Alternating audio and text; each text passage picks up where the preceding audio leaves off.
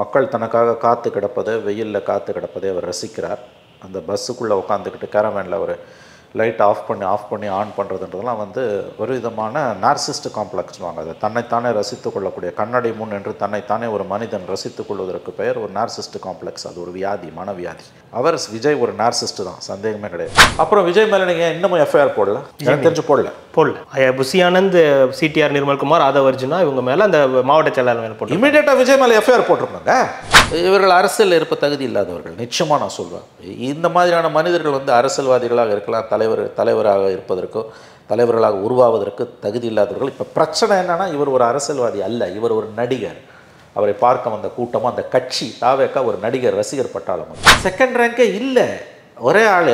நான் தான் மதுரை கிழக்கு, மதுரை மேற்கு, மதுரை வடக்கு, இந்த டைலாகெல்லாம் விட்டல, இன்னைக்கு இங்கே வந்து நிற்குது.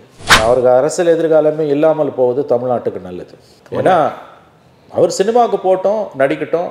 என்னோட கரியரோட பீக்கில் இருந்தேன், நான் வந்தேன்னு நிறைய தடவை அவர் சொல்லிட்டாரு. நீங்கள் மறுபடியும் சினிமாவுக்கு போங்க சார், இன்னும் பீக்குக்கு வாங்க, ஹாலிவுட் லெவலுக்கு கூட நீங்கள் போங்க. 275 கோடின்றாங்க, நீங்கள் 2000 கோடி கூட வாங்குங்க சார், மகிழ்ச்சி. தயவு செஞ்சு அரசியல் விட்டு வெளில போயிடுங்க சார்.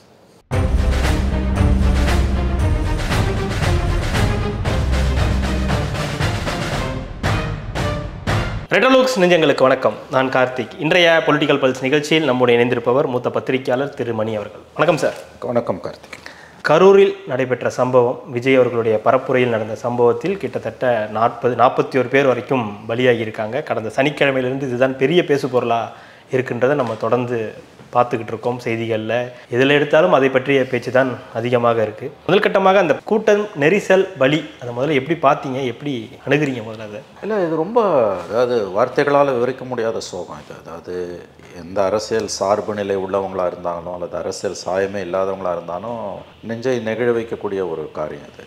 குழந்தைகள் கொல்லப்படுவதை வந்து எதன் பொருட்டும் நாம் ஏற்றுக்கொள்ள முடியாது. அதெல்லாம் வந்து விவாதத்திற்கு அப்பாற்பட்ட விஷயம். 41 அப்பாவி உயிர்கள் பலியாகி இருக்குது. என்ன விதமான விமர்சனங்களை யார் மேலே வச்சாலும் இதற்கு முதல் காரணம் விஜய் தான்.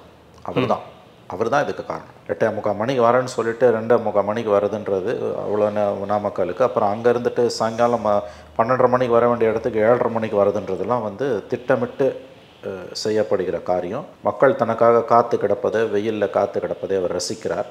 அந்த பஸ்ஸுக்குள்ளே உட்காந்துக்கிட்டு கேரவேனில் அவர் லைட் ஆஃப் பண்ணி ஆன் பண்ணுறதுன்றதெல்லாம் வந்து ஒரு விதமான நார்சிஸ்ட் காம்ப்ளெக்ஸ்னுவாங்க. அதை தன்னைத்தானே ரசித்து கொள்ளக்கூடிய, கண்ணாடி முன் என்று தன்னைத்தானே ஒரு மனிதன் ரசித்து கொள்வதற்கு பெயர் ஒரு நார்சிஸ்ட் காம்ப்ளெக்ஸ். அது ஒரு வியாதி, மனவியாதி.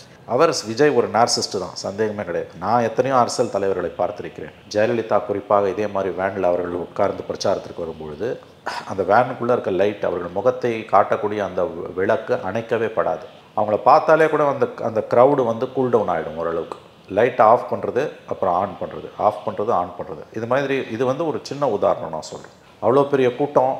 இது வந்து திருச்சி, அரியலூர், நாகப்பட்டினம், திருவாரூர், அங்கே நடந்திருக்க வேண்டியது இப்போ இங்கே நடக்குது. ஆங்கிலத்தோட சொல்கிறேன்னா, this is a tragedy waiting to happen. In fact நான் முதல் கூட்டம், திருச்சி கூட்டத்தை பற்றி வேறொரு தொலைக்காட்சியில் பேசும்போது கூட முதல்ல பதிவு செய்தது, இது பெரிய ஒரு நெருக்கடியை நோக்கி போகிறது. ஏதாவது அசம்பாவிதம் நிகழாமல் இருந்தால்தான் ஆச்சரியம். ஏனெனில் இவ்வளவு பெரிய கூட்டத்தை சமாளிப்பது என்பது மிகவும் கடினமான ஒரு காரியம். தெய்வாதீனமாக எதுவும் நடக்காமல் இருந்தால் நமக்கு நல்லது என்று என்னுடைய முதல் பேட்டி, பிஹைண்ட் ரூட்ஸ் தொலைக்காட்சி கொடுத்த பேட்டியிலேயே நான் பதிவு செய்திருந்தேன். அது 4 ஊர்களில் நடக்காதது, தெய்வாதீனமாக இயற்கையின் அருளால், இறைவனின் அருளால் நடக்காமல் இருந்தது. இப்போ நடந்துடுச்சு. இவ்வளவு பெரிய கூட்டத்தை கூட்டி, அதுவும் மோஸ்ட்லி அது மோஸ்ட்லி இல்லை, முழுக்க ஒரு அன்ரூலி மாப், யாருக்கும் எதற்கும் கட்டுப்படாத ஒரு கூட்டம். கார்த்தி, அடிப்படை பிரச்சனை என்னென்னா, விஜய் ஒரு நடிகர், அந்த வந்த கூட்டம் ஒரு நடிகனை பார்க்க வந்த கூட்டம். விஜய் ஒரு அரசியல் கட்சி தலைவர் அல்ல, அந்த கூட்டம் ஒரு அரசியல் கூட்டம் அல்ல. இதுதான் சிக்கல். ஒரு அரசியல் கட்சி தலைவர் இப்படி நடந்து கொள்ள மாட்டார். ஒரு அரசியல் தலைவரை பார்க்க வருகிற கூட்டம் இப்படி நடந்து கொள்ளாது. ஜெயலலிதா, கருணாநிதி, எம்ஜிஆர், ஸ்டாலின், எடப்பாடி, எவ்வளவோ தலைவர்கள் இந்த மாதிரி கூட்டங்களை கூட்டியிருக்காங்க. எம்ஜிஆருக்கெல்லாம் வந்த கூட்டம் மாபெரும் கூட்டம்.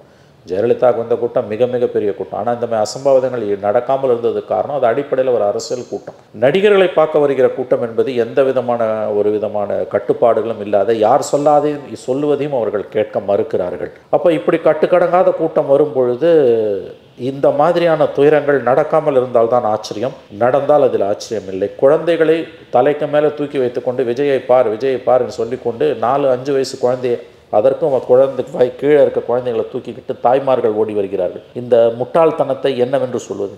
எந்த போலீஸை, எத்தனை போலீஸை போட்டு இதை தடுக்க முடியும்?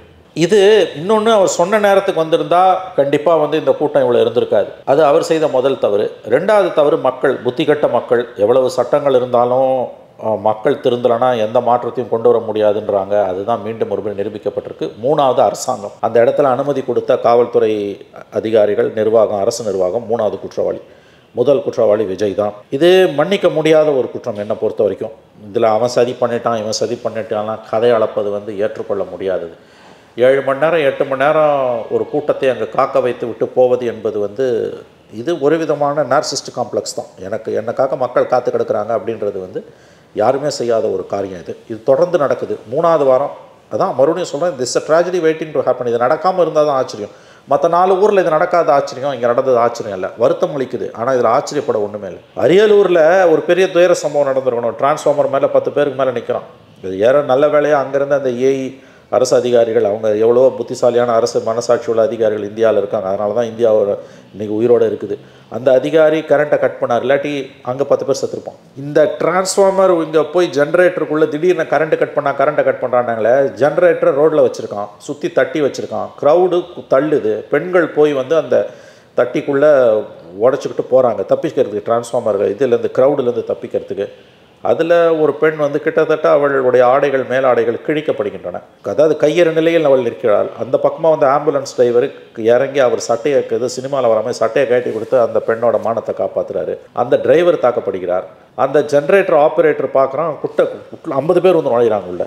அவன் ஜென்ரேட்டர் ஆஃப் பண்ணலன்னா உங்களுக்கு தெரியும் என்ன நடக்கும்னு, வெடிச்சிடும். உங்களுக்கு வந்து கண்டிப்பாக சிக்கல், பெரிய லெவலில் பாதிப்பு இருக்கும். அவன் ஆஃப் பண்ணிட்டான். லைட்டை ஆஃப் பண்ணோன்னா பதட்டம் வருது, திடீர்னு ஆஃப் பண்ணுறானேன்ட்டு. அந்த இடத்து பக்கத்தில் ஒரு 60 பேர் மேலே ஏதோ ஒரு கூரை மேலே நின்னவன் உடஞ்சி இதில் விழுறான். இதெல்லாம் இன்னொருத்தன் ப்ராப்பர்ட்டி. இப்போ நம்ம யோசிச்சு பாருங்கள், நம்ம ஆஃபீஸ் இங்கே இருக்குது, இங்கே ஒரு விஜயோட கூட்டம் நடக்குது, நம்ம அலுவலகத்துக்கு மேலே இந்த மாதிரி ஒரு ஆஸ்பெஸ்டாஸோ கூடிய ஒன்று இருக்குது, அது மேலே ஒரு 100 பேர் ஏறி உடஞ்சி கீழே விழுந்துன்னா அது ஏற்படுத்தக்கூடிய சேதாரம் உங்களுக்கு எவ்வளோ இருக்கும்? அந்த துணியிலேருந்து இந்த பிரச்சனையை பார்க்கணும். ஸோ இது இவ்வளோ. ரெண்டாவது, மக்கள். அதாவது வந்து இந்த முட்டாள்தனத்துக்கு அளவே இல்லை. க்ரௌடுக்குள்ளே போவாதன்னு சொல்கிறான். குழந்தைய கூட்டு வராத, பெண்கள் வராதிங்க, கர்ப்பிணி பெண்கள் வராதிங்க, பெரியவர்கள் வராதிங்க, வயோதிகர்கள், மாற்றுத்திறனாளிகள் வராதன்னா போவேன்னா யார் என்னங்க பண்ண முடியும்? குழந்தைய கூப்பிட்டு தலையில் தூக்கி வச்சுட்டு ஓடுறாளுங்க குழந்தைய. பெண்கள், கர்ப்பிணி பெண்கள் வராங்க பார்க்கறதுக்கு. 6 மணி நேரம் அடுத்த மாதம் அவங்களுடைய அறிக்கையிலுமே அதெல்லாம் சொல்கிறாங்க, வராதுன்னா விஜயம் சொல்கிறாரு, கோர்ட்டு சொல்லுது, போலீஸ் சொல்லுது. யார் சொல்லியும் கேட்கலன்னா யார் தான் என்ன பண்ணுறது? ஒரு யங் கப்புள் அடுத்த மாதம் நிச்சயதார்த்தமாக, ஜனவரியில் கல்யாணமாக, ஐடி ப்ரொஃபஷனலு, அந்த பையன் அந்த பொண்ணு வந்து ஸ்கூலில் காலேஜ் லெக்சரர் போல் 6 மணி நேரம் ஏதோ வீட்டு மாடியில் நின்னாங்களாம். அப்புறம் கீழே இறங்கி க்ரௌடில் போனாங்களாம், மிதிப்பட்டு இறந்தார்கள். யார் காரணம்? அதனால் இது அடிப்படையில் நம்ம புரிஞ்சுக்க வேண்டியது, ரொம்ப வளவலன்னு பேசுகிறதுலாம் வேஸ்ட்டு கார்த்தி. இது அடிப்படையில் ஒரு சினிமாக்காரனுடைய ஒரு ஷோ. ஒரு நடிகர், அவரை பார்க்க வந்தது ஒரு ரசிகர் கூட்டம். அவர் பேசுகிறத கேட்கலங்க, அவன் விரும்பலைங்க, அவரை பார்க்கணுன்றான்.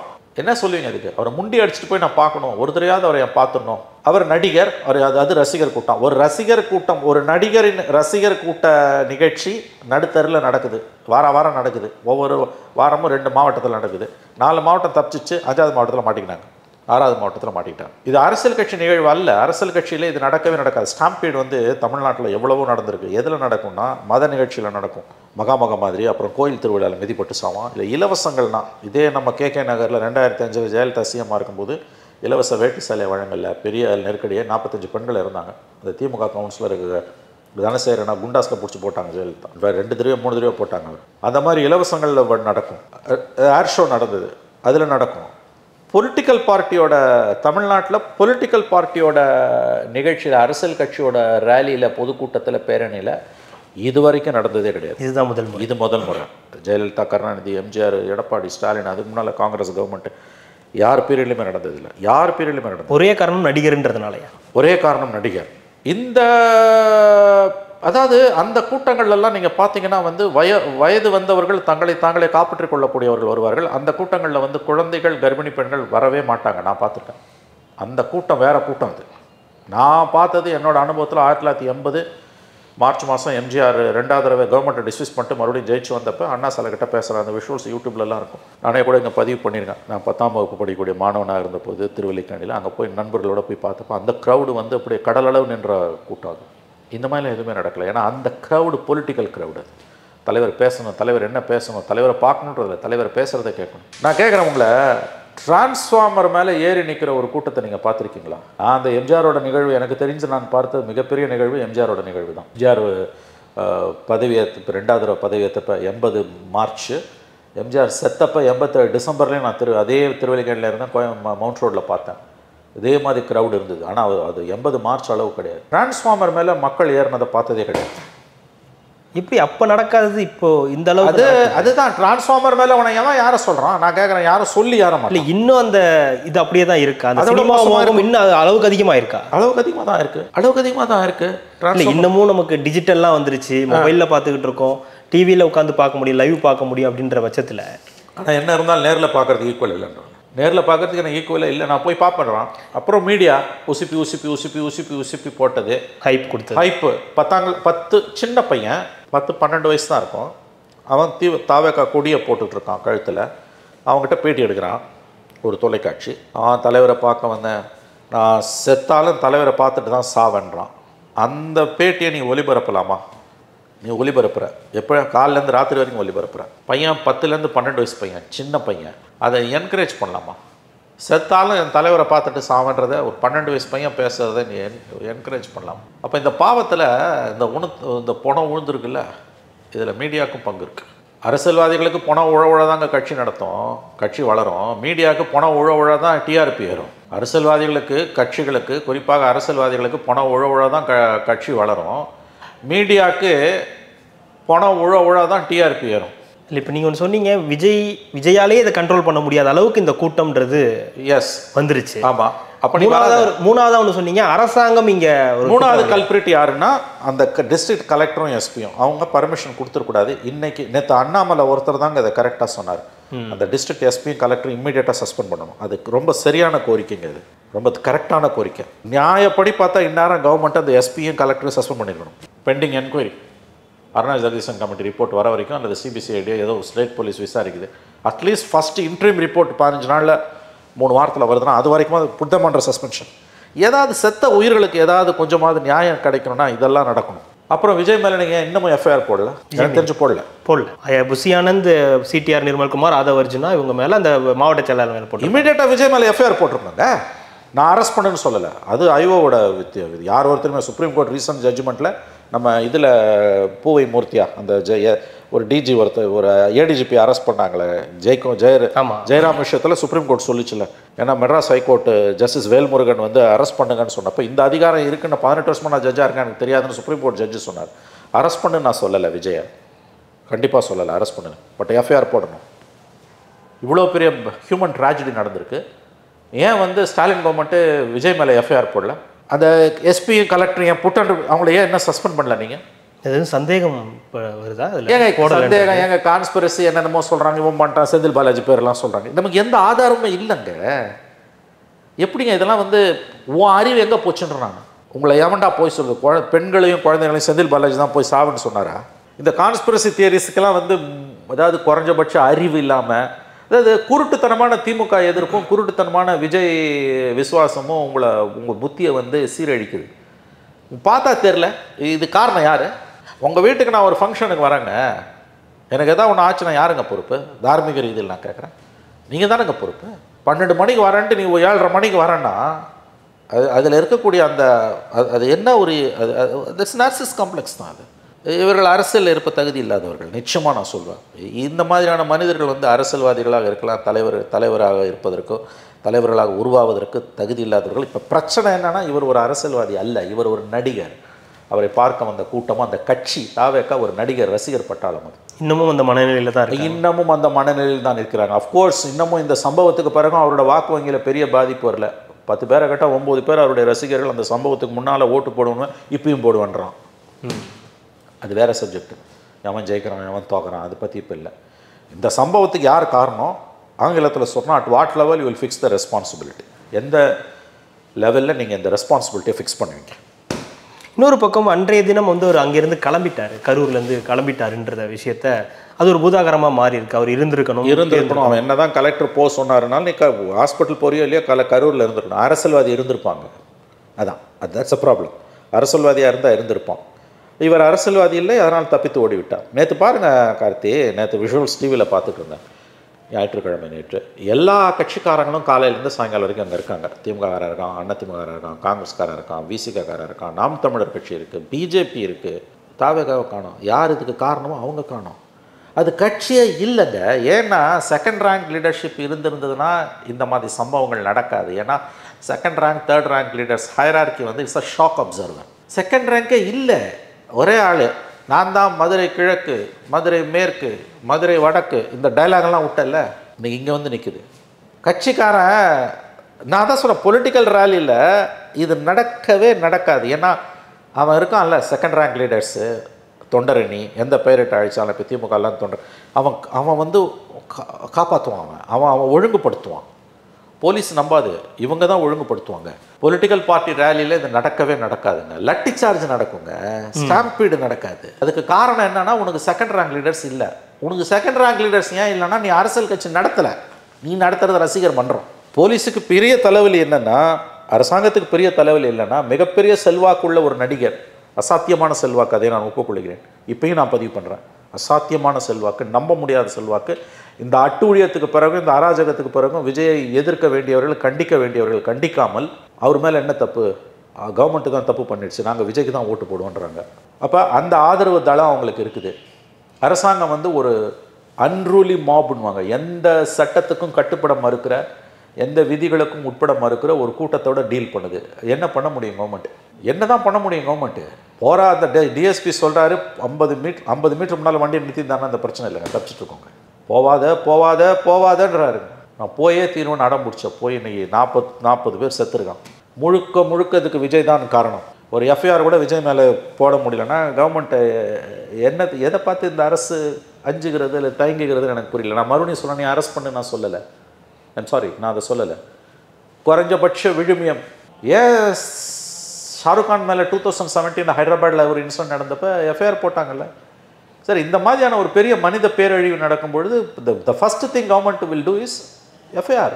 நீங்கள் புசி ஆனந்த் மேலே போடுறீங்க, 2-3 பேர் மேலே போடுறீங்க, அப்புறம் நாளைக்கு அந்த டிரைவர் மேலே போடுவீங்க. விஜய் மேலே போடலன்னா நீங்கள் என்ன பயப்படுறீங்களா? விசாரணை நடக்கட்டுங்க. விசாரணை வந்து டூ ஃபோல்டு. ஒன்று வந்து போலீஸ் என்கொயரி, லோக்கல் இது போடுறாங்க. நாளைக்கு அது சிபிசிஐ கூட மாற்றலாம், நாளைக்கு எஸ்ஐடி கூட போடலாம், அல்லது நாளைக்கு கோர்ட் இன்டர்வீன் பண்ணி சிபிஐக்கே கூட கொடுக்கலாம்.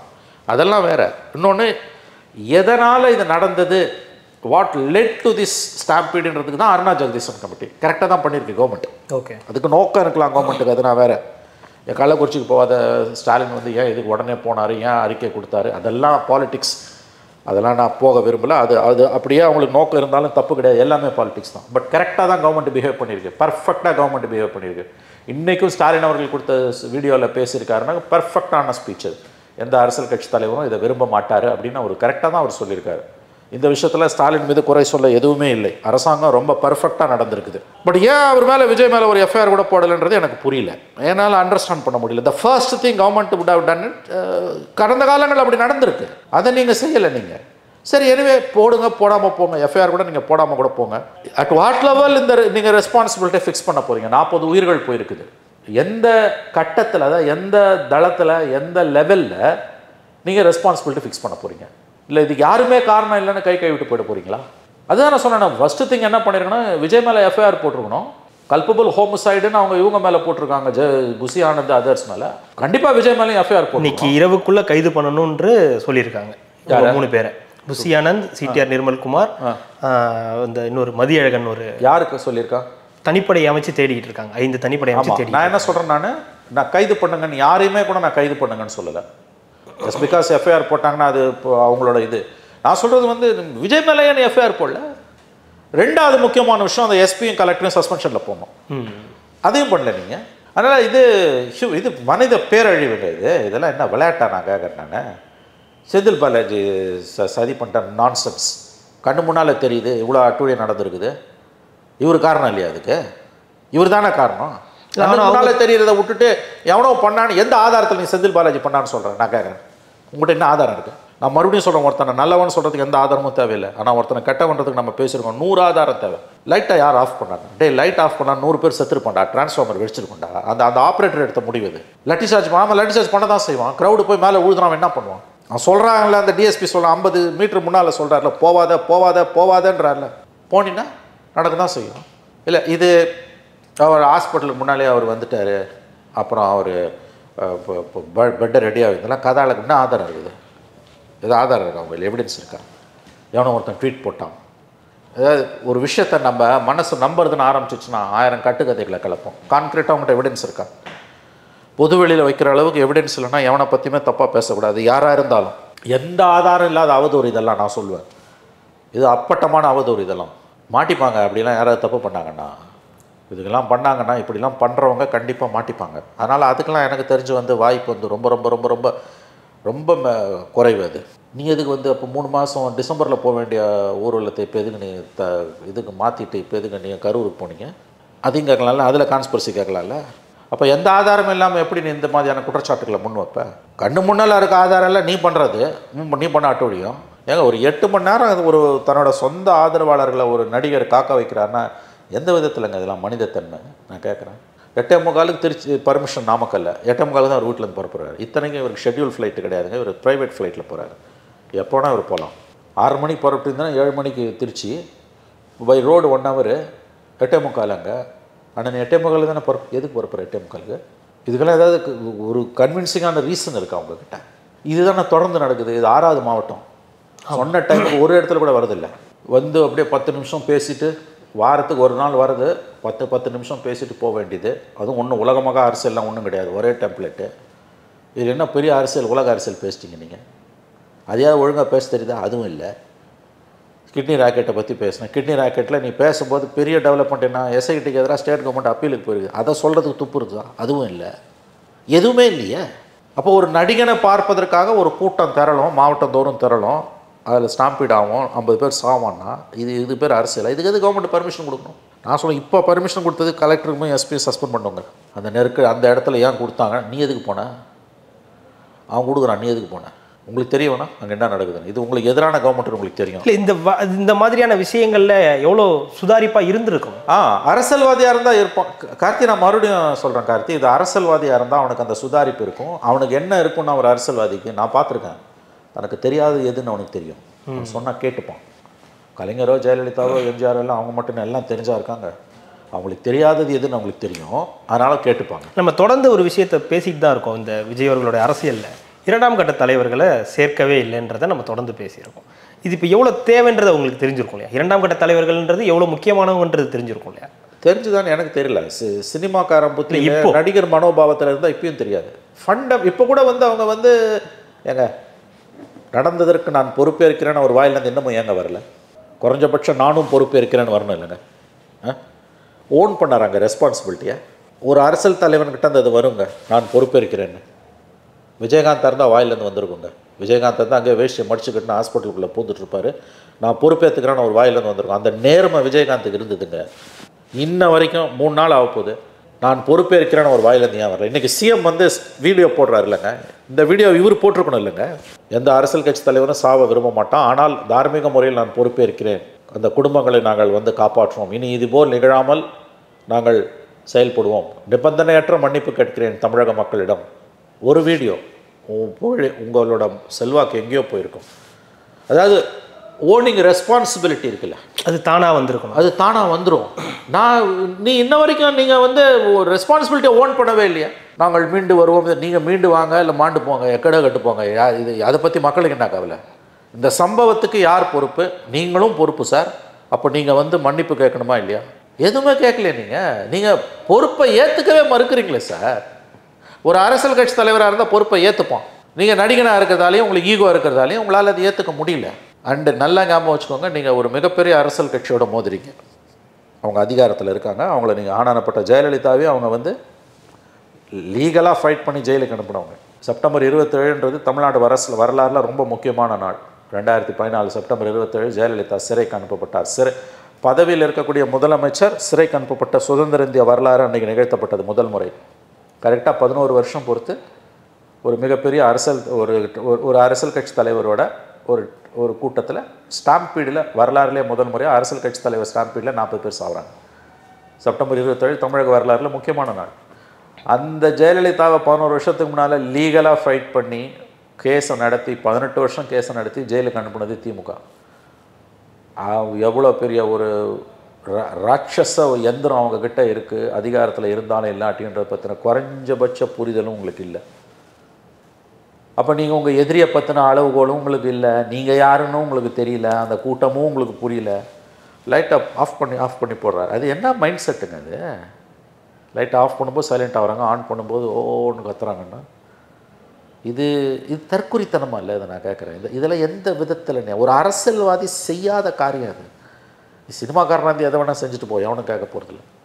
கவர்மெண்ட்டோட ப்ராப்ளம் என்னென்னா, அரசியல்வாதின்ற போர்வையில் வரக்கூடிய பெயரில் வரக்கூடிய ஒரு சினிமாக்காரனை ஹேண்டில் பண்ணும்போது க்ரௌட் அன்ரூலி மாப், யாருக்கும் எதுக்கும் கட்டுப்பட மறுக்கிற க்ரௌடு அது.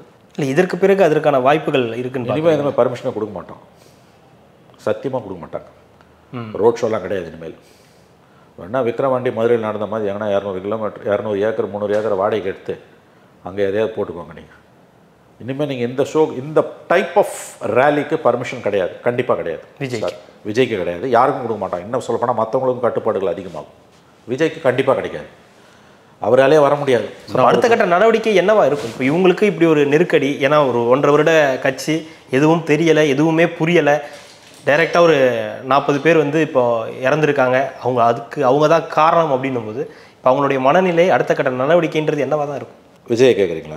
பிஜேபி நோக்கி நகருவார், பாஜகவை நோக்கி நகருவார், நேரடியாகவும் மறைமுகமாகவும் பாஜகவை நோக்கி நகருவார். ஏற்கனவே அதற்கான வேலைகளை பாஜகவும் அவரை தன் பக்கம் இழுப்பதற்கு ஆரம்பித்து விட்டது. ஸ்டேட் கவர்மெண்ட் வந்து கண்டிப்பாக வந்து இதை லீகலாக ப்ரொசீட் பண்ணுவாங்க. ஸ்டாலின் வந்து ரொம்ப மெச்சூர்டாக தான் டீல் பண்ணுறாரு, ரொம்ப பக்குவமாக டீல் பண்ணுறாரு. இன்றைக்கி அவரோட வீடியோ ரொம்ப நல்ல மெச்சூர்டு லீடர், ஒரு ஸ்டேட்ஸ்மேன் மாதிரி அவர் இன்றைக்கி பேசியிருக்கார். உண்மையிலே பாராட்டுக்கள் அதுக்கு. ஏன்னா ஒரு அரசியல் கட்சி தலைவர் யாருமே இப்படி சாவறதை விரும்ப மாட்டாங்கன்னு அவர் சொல்கிறது வந்து ரொம்ப கரெக்டான ஒரு, தட்ஸ் 100% கரெக்ட். பட் சட்டம் தன் கடமையை செய்யணும். அது எவனாக இருந்தாலும் நான் சொல்கிறேன், செய்யணும். சட்டம் தன் கடமையை செய்யும். அதெல்லாம் விஜயால் ஃபேஸ் பண்ண முடியுமா நீங்கள் யோசிச்சு பாருங்கள். இப்போ என்கொயரி கமிஷனுக்கு அவரை கூப்பிடுவாங்க, அது தெரியுங்கள? ஆமாம், அருணா ஜெகதீசன் கமிஷனோட என்கொயரி கமிஷனுக்கு அவரை கூப்பிடுவாங்க. அது கூட வந்து கொஞ்சம் நாள் ஆகும். இப்போ கரூர் போலீஸ் இன்வெஸ்டிகேட் பண்ணதில்லை, நாளைக்கு அது சிபிசிஐடி கூட போகலாம், எஸ்ஐடி போகலாம், யாருக்கு வேணால் போகலாம். அந்த போலீஸ் இன்வெஸ்டிகேஷனுக்கு அவருக்கு சம்மன்ஸ் அனுப்பிச்சு கூப்பிடுவாங்க. இவர் டெம்பர்மெண்ட்டுக்கு இவர் எப்படி பிஹேவ் பண்ணுவார்னு உங்களுக்கு தெரியல, அவரோட ஈகோ எவ்வளோ அடிக்குன்னு தெரியல. ப்ரெஸ்ஸு ஏர்போர்ட்டில் கேட்குறாங்க, முகத்தை திருப்பிட்டு போகிறாருங்க அவர். இந்த 1.5 வருஷத்தில் நம்ம பல தடவை பேசியிருக்கோம், ஒரு தடவை கூட நீ ப்ரெஸ்ஸுக்கிட்ட பேசல. ப்ரெஸ்ஸு தான் நாங்கள் சமூகத்தோட ரெப்ரசன்டேட்டிவு, சமூகத்தோடு நீங்கள் எப்படி பேசுவீங்க? த்ரூ மீடியா தானே பேசுவீங்க, ஒரு தடவை கூட பேசலையே. இப்போ என்கொயரி கண்டிப்பாக வரும் சார், போலீஸ் என்கொயரி கூப்பிடுவாங்க, கண்டிப்பாக சம்மன்ஸ் இஷ்யூ பண்ணுவாங்க, இதுக்கு போவாங்க கண்டிப்பாக. அருணா ஜெகதீசன் கமிட்டியில் கூண்டில் ஏற்றி ட்ரில் பண்ணுவான் சார், குடஞ்சி எடுத்துருவான் சார். எனக்கெல்லாம் அந்த அனுபவம் இருக்குது. இப்போ இது மார்ச், அது பேர் என்ன, இமானுவேல் சேகரன், நம்ம சொல்லியிருக்கோம் உங்களுக்கு. இமானுவேல் சேகரன் இதில் பரமக்குடி துப்பாக்கி சூடு 5 பேர் சுட்டு கொண்டாங்களே இந்தியா டுடேல, சும்மா ஒருத்தனுக்கு ரொம்ப சாஃப்டாக எழுதுனது, காவல்துறை அத்துமீறல், ரொம்ப சாஃப்ட் தலைப்பு. அதுக்கு நோட்டீஸ் அனுப்புனாங்க. ஜஸ்டிஸ் சம்பத் இறந்துட்டார் இப்போ, அவர் ஜட்ஜு. கூண்டில் ஏற்றி 2 மணி நேரம் 3 மணி நேரம் கிரில் பண்ணோம். நடுப்புற கரண்ட் வேறு போயிடுச்சு, நோண்டி எடுத்துருவாங்க. இத்தனைக்கும் அது ஒரு சின்ன வார்த்தை, காவல்துறை அத்துமீறல் நீங்கள் எப்படி சொல்லலாம்னு. ஏன்னா அவங்க பிபி, அவங்க வக்கீல் கேட்பார், ஜட்ஜு கேட்பார், ஜட்ஜு கூட இன்னொரு டிஸ்ட்ரிக்ட் ஜட்ஜ் இருப்பார், அவர் கேட்பார், குடஞ்சி எடுத்துருவோம் அவங்கள. அது அஃப்கோர்ஸ் கமிஷனோட ரெக்கமெண்டேஷன் ஒன்லி, அது ரெக்கமெண்டேட்டரி நேச்சர். அது மூலமாக சட்டப்பூர்வமாக நடவடிக்கை எடுக்க முடியாது. பட் அந்த கமிஷன் அறிக்கையை போடுறதுக்கு உங்ககிட்ட விசாரணை நடத்துவார் ஜட்ஜு. அப்போ கூண்டில் ஏற்றி உங்களை கேட்பாங்க கேள்வி. நீங்கள் அது 1 மணி நேரமும் போகலாம், 3 மணி நேரமும் போகலாம். அங்கே போய் பல்ட்டி அடிச்சவங்களாம் உண்டு. நம்ம நம்ம அது பேர் என்ன, ஓபிஎஸ் என்ன பண்ணார், உட்காந்தார். அது பேர் என்ன திட்டம், அது அவர் ஒரு கோரிக்கை வச்சு உட்காந்தார், தர்மயுத்தம் எதுக்கு? ஜெயலலிதா சாவுக்கு நியாயம் கேட்டு. அதே இவர் கமிட்டி, அந்த ஜட்ஜு ஒருத்தர் ஆறுமுகசாமி கமிட்டியில் கூண்டில் ஏறி என்ன சொன்னார், எனக்கு எதுவுமே தெரியாதுட்டேன். விஜயோட டெம்பரமெண்ட்டுக்கு கூண்டில் ஏறிலாம் பேசுவாரா? பேசி ஆகணும். அதுக்கு முன்னால் அதுவாது அஃப்கோர்ஸ் என்கொயரி கமிஷன் ஒன்றும் பெருசாக தலையை வாங்கிட மாட்டாங்க. நீங்கள் தெரியாதுன்னு சொல்லிட்டு வந்துடலாம். பட் போலீஸ் என்கொயரியில் பேசணுமே. இப்போ இந்த அரசியல் வாழ்க்கை முடியறது தமிழ்நாட்டுக்கு நல்லது. அவர் நடிகராக தொடரட்டும், 275 கோடி வாங்குறாரு, கரியரோட பீக்கில் இருக்கின்றாரு. இன்னும் பீக்குக்கு போங்க, ஒரு படத்துக்கு 2000 கோடி கூட வாங்குங்க, தப்பே இல்லை. நீங்கள்லாம் அரசியலை விட்டு போயிடுங்க. நீங்கள்லாம் அரசியலுக்கு இருக்கிறது வந்து தமிழ்நாட்டுக்கு ஆபத்து, ரொம்ப ஆபத்து. அது எப்படி போகணும்னு எனக்கு தெரியாது. அவர் நாளைக்கு பிஜேபி பக்கம் போகலாம், இதுலேருந்து அவர் மீண்டு வரலாம், அதெல்லாம் எனக்கு தெரியாது. ஏன்னா இன்னமும் அவரோட சப்போர்ட் பேஸில் பாதிப்பே இல்லைன்றது ஒரு ஆச்சரியமான விஷயம். அதை நான் ஒத்துக்கிறேன். அவரோட ஒரே ஆப்ஷனை, நல்ல கேள்வி, what next for Vijay? BJP நோக்கி நகருவார், தன்னை காப்பாற்றிக் கொள்வது. வேறு வழியே இல்லையா உங்களுக்கு? நீங்கள் ஒரு நேரத்தில் 2 எதிரியை வந்து வாக்கு வங்கி அரசியல் இருக்கவன் எதிர்க்க முடியாது. இப்போ என்ன மாதிரி பத்திரிகையாளர்களோ அல்லது அப்சர்வர்ஸ், அரசியல் பார்வையாளர்கள், எழுத்தாளர்கள் வந்து பிஜேபியும் வேணாம் திமுகவும் வேணாம்னு சொல்லிட்டு போயிட்டே இருக்கலாம். வார்த்தை தானே, என்ன இருக்குது? நான் சொல்கிறது யார் கேட்க போகிறேன்? நான் சொல்கிறது என் வீட்டில் இருக்கவங்களே கேட்க மாட்டாங்க. நீங்கள் கேட்பீங்களா? நீங்கள் கேட்க மாட்டீங்க, யாரும் கேட்க மாட்டாங்க. அதனால் வந்து பைத்தியக்காரன் ஏதோ பேசுகிறான்ட்டு போயிடுவாங்க. தனிநபர்களோட பேச்சுக்கு இது தனிநபர்களுக்கு பொருந்தாது. வாக்கு வங்கி அரசியல் இருக்கும்போது நான் ஒரே நேரத்தில் திமுகவும் எதிர்ப்பேன், அண்ணா திமுகவும் எதிர்ப்பேன், பிஜேபி எதிர்ப்பேன்னா டப்பா டான்ஸ் ஆடிடும். இதுதான் மூப்பனாக இருக்குது. நம்ம பல தடவை பேசணும். 96 2001 மூப்பனார், 2006 2011 விஜயகாந்த். திமுகவை எதிர்க்கணுன்னா அண்ணா திமுகவோட தான் போய் ஆகணும், அண்ணா திமுகவை வீழ்த்தணுன்னா திமுகவோட தான் போய் ஆகணும். 96 அலங்கோல ஆட்சி ஜெயலலிதாவை அண்ணா திமுக வீழ்த்துறதுக்கு திமுக தன்னோட தாய் வீடான காங்கிரஸை விட்டு வெளியில் வந்த மூப்பனார் திமுகவோட சேர்ந்தார், வீழ்த்தினார் ஜெயலலிதாவை. தமாகவோட கருவே வந்து ஆன்டி ஜெயலலிதா. அதே ஜெயலலிதா ஊழல் எதிர்ப்பு, அதே ஜெயலலிதாவோட 2001 போய் சேர்ந்தார். இத்தனைக்கும் ஷி வாஸ் டிஸ்குவாலிஃபைடு. தேர்தலில் போட்டி போட முடியாது ஜெயலலிதாவோட சேர்ந்து ஜெயிச்சு அந்த மாதிரி சிஎம் ஆக்குனார். விஜயகாந்த் 2006 கடவுளோடும் மக்களோடும் தான் கூட்டணிட்டு 2011 ஜெயலலிதாவோட போய் சேர்ந்தார். 41 சீட்டு, 69 ஜெயிச்சார். விஜயகாந்த் இல்லைன்னா அன்றைக்கி திமுக ஜெயிச்சிருக்கோம். அப்போ இந்த சமகால வரலாறு எதுவுமே விஜய்க்கு தெரியாமல் நான் திமுகவையும் எதிர்ப்பான்னா திமுகவும் எதிர்ப்பேன்னா அது கூட ரெண்டாவது கார்த்தி. முதல்ல இவர் நடத்துறது அரசியல் கட்சியே இல்லையே, இவர் பாலிட்டிஷியன் இல்லையே கார்த்தி. ஒரு அரசியல்வாதி இப்படிலாம் பண்ண மாட்டான். 7 மணி நேரம் ஒருத்தனை ரோட்டில் நிற்க வைக்க மாட்டான். அது தன்னெழுச்சியாக வரும். எம்ஜிஆருக்கு அந்த காலத்தில் நடந்ததுன்னு சொல்லுவாங்க. அது கூட ரொம்ப சொற்ப காலம்தான். அது அதை ஒரு டெம்ப்ளேட்டாக அவர் யூஸ் பண்ணல, அப்படி யூஸ் பண்ணலை அவர். அது இன்ஃபேக்ட் அது டியூரிங் தி எலெக்ஷன் டைம், அது தேர்தல் காலத்தில். அது இந்த மாதிரி நார்மல் பீரியட்லலாம் எம்ஜிஆர் கூட எனக்கு தெரிஞ்சு பண்ணதில்லை. அப்படியே பண்ணியிருந்தாலும் அது அந்த காலகட்டம் வேறு. அது எதுக்குமே நான் கட்டுப்பட மாட்டேன், நான் தான் தோன்றித்தனமாக தான் இருப்பேன் அப்படின்னா, இது 40 பேர் செத்துருக்கான், 100 பேர் காயப்பட்டிருக்காங்கன்னா யார் இதுக்கு காரணம் என்று ஆங்கிலத்தில் சொல்கிறதுனா responsibility should be fixed and they must be punished. யார் இதற்கு காரணமானவர்களோ அவர்கள் கண்டறியப்பட்டு முறையான விசாரணை நடத்தி அவர்கள் சட்டத்தின் முன் நிறுத்தப்பட்டு தண்டிக்கப்பட வேண்டும், அவர்கள் யாராக இருந்தாலும். சுப்ரீம் கோர்ட்டில் ஜஸ்டிஸ் கிருஷ்ணயர் சொன்ன மாதிரி வந்து however you are, wherever you are, the law is above you. நீ எவ்வளோ பெரிய ஆளாக இருந்தாலும், நீ எந்த இடத்துல இருந்தாலும் உன்னை விட சட்டம் பெரிது. However you are, wherever you are, the law is above you. அந்த மாதிரி ஏதோ ஊழல் குற்றச்சாட்டுனா கூட மன்னிச்சிடலாங்க. இதெல்லாம் உயிர்கள் போயிருக்கேங்க, குழந்தை செத்ததெல்லாம் நீங்கள் எப்படிங்க? குறைந்தபட்ச மனசாட்சி உள்ளவர்கள் நான் சொல்கிறது தான் சொல்லுவாங்க. சட்டப்படி இதற்கான தீர்வு தண்டனை கொடுக்கப்பட வேண்டும். அவரோட அரசியல் எதிர்காலம் என்ன நீங்கள் கேட்குறீங்க? அவருக்கு அரசியல் எதிர்காலமே இல்லாமல் போவது தமிழ்நாட்டுக்கு நல்லது.